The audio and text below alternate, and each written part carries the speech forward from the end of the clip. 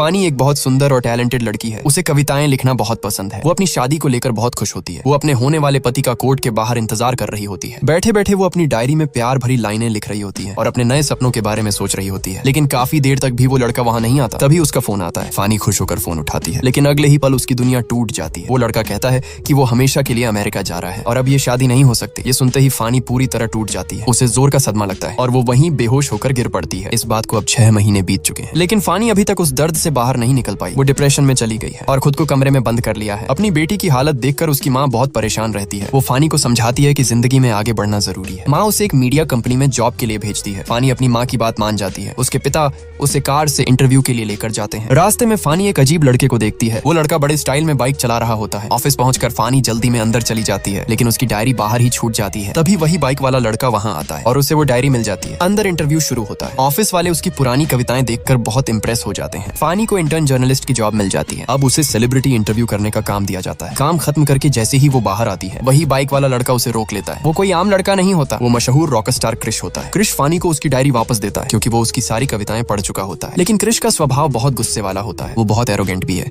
एक दिन ऑफिस में बैंड के दूसरे मेंबर को ज्यादा फुटेज देने की बात होती है। ये सुनकर क्रिश भड़क जाता है। उसे लगता है कि उसकी मेहनत की कोई इज्जत नहीं हो रही। गुस्से में वो मैनेजर की पिटाई कर देता है। रात को कॉन्सर्ट में भी उसका गुस्सा शांत नहीं होता। वो देखता है कि पोस्टर में दूसरे सिंगर को ज्यादा दिखाया गया है। गुस्से में वो स्टेज पर जाने से मना कर देता है। बाकी लोग भी उसे छोड़कर चले जाते हैं, लेकिन फिर भी क्रिश हार नहीं मानता। वो अकेले स्टेज पर जाता है और ऐसा धमाकेदार परफॉर्मेंस देता है कि पूरी पब्लिक दीवानी हो जाती है। कॉन्सर्ट के बाद उसका मैनेजर उसे समझाता है। वो कहता है कि तुम्हारे पास बहुत बड़ा टैलेंट है, लेकिन तुम्हारा गुस्सा एक दिन सब खत्म कर देगा। क्रिश उसकी बात नहीं सुनता और वहाँ से चला जाता है। कुछ दिनों बाद उसकी मुलाकात एक बड़े म्यूजिक प्रोड्यूसर से करवाई जाती है, जो नए गाने के लिए सिंगर ढूंढ रहा होता है। उसी जगह फानी भी कवरेज करने पहुंचती है, लेकिन सिक्योरिटी उसे अंदर नहीं जाने देती। तभी क्रिश वहाँ आता है और खुद उसे अंदर लेकर जाता है। जब प्रोड्यूसर फानी को इंटरव्यू लेने से मना करता है, तो क्रिश को ये बात बिल्कुल पसंद नहीं आती। वो फानी की डायरी उठाता है और उसमें लिखी अधूरी कविता को गाने की तरह गाना शुरू कर देता है। उसकी आवाज में वो दर्द भरे शब्द सुनकर सब लोग भावुक हो जाते हैं। प्रोड्यूसर को भी वो गाना बहुत पसंद आता है और वो उसे अपने नए एल्बम के लिए चुन लेता है। लेकिन जब गाने की आगे की लाइनें पूछी जाती हैं, तो क्रिश चुप हो जाता है। वो कहता है कि ये गाना अभी अधूरा है क्योंकि इसकी राइटर ने इसे पूरा नहीं लिखा। ऑफिस लौटने के बाद फानी को पता चलता है कि उसे क्रिश का एक्सक्लूसिव इंटरव्यू मिला है। असल में क्रिश चाहता है कि फानी उस अधूरे गाने को पूरा लिखे, लेकिन फानी के लिए ये बहुत मुश्किल होता है क्योंकि उस हादसे के बाद उसने लिखना छोड़ दिया था। क्रिश बार बार उसे गाना पूरा करने के लिए कहता है। धीरे धीरे फानी का गुस्सा बाहर आने लगता है। वो रोते हुए चिल्लाने लगती है और अपना सारा दर्द क्रिश के सामने निकाल देती है। वो कहती है कि उसके दिल में अब सिर्फ दर्द और नफरत बची है। अब उसके अंदर कोई कविता नहीं बची। फानी की बातें सुनकर क्रिश चुप हो जाता है। वो पहली बार उसके दर्द को सच में महसूस करता है और उसकी आंखों में अचानक एक अलग सी शांति दिखाई देने लगती है। आगे क्या हुआ जानने के लिए कमेंट में लिखो नेक्स्ट पार्ट।